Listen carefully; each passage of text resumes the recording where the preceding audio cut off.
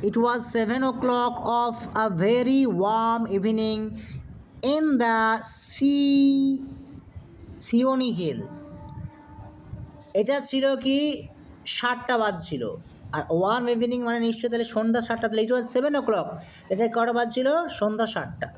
আ very warm evening, খুবই গরম সন্ধ্যাবেলা, in the Seoni hill, Seoni পাহাড়ে, সিওনি পাহাড়ে।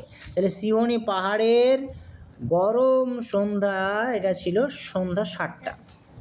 Father wolf woke up from his day's rest. বাবা নেকড়ে ঘুম থেকে উঠল তার দিনের আরাম কাটিয়ে।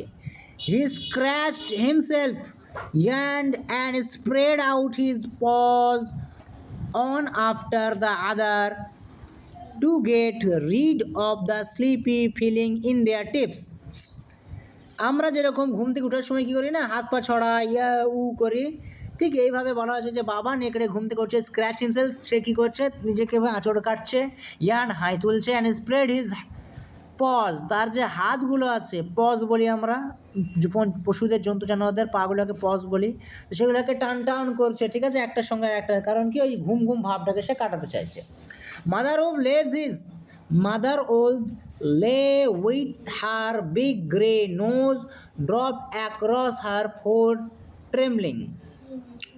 মা নেকড়ে কী করছে, সে তার বড় নাকটা দেখতে পাচ্ছি যে ধূসর রঙের নাক, সেটাকে নিচে রেখে দিয়েছে, এবং তার ট্রেমলিং মানে তার যে 4টে বাচ্চা কাচ্চার সঙ্গে এখানে স্কুয়েলিং কাপস, তার ছোটো ছোটো বাচ্চা যে কী হচ্ছে, নেকড়ের বাচ্চাকে কাপ বলা হয়, তো নেকড়ের বাচ্চা ওর বাচ্চার সঙ্গে আছে এখানে ছোটো ছোটো। The moon shone into the mouth of the cave where all lived.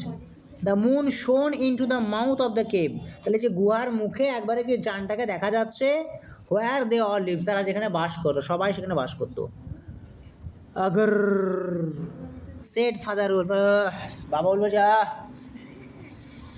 It is time to hunt again, চলো এবার শিকার করার সময় হয়ে গেছে, এবার আড়ি মুড়ি কাটছি, কিন্তু বলছি।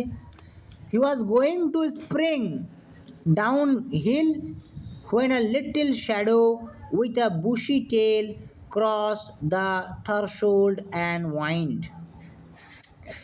এবার কি করছে, সে এবার নেমে যাবে, ওখানে পাহাড় থেকে নিচের দিকে নেমে যাবে। কি করতে নেমে যাবে? সন্ধ্যা হচ্ছে, শিকার করতে যাবে।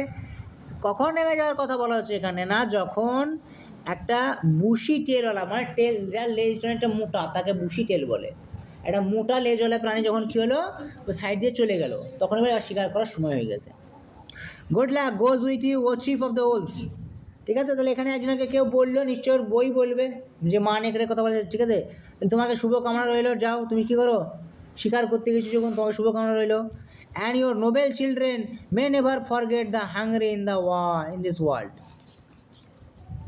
এবং তোমার যে সমস্ত সন্তানেরা আছে, may never forget the hungry in this world, তারা কখনো কি না ভুলবে না যে এই দুনিয়ার বুকে যে ক্ষুধাটা কি, সে যেন না ভুলে। ঠিক আছে।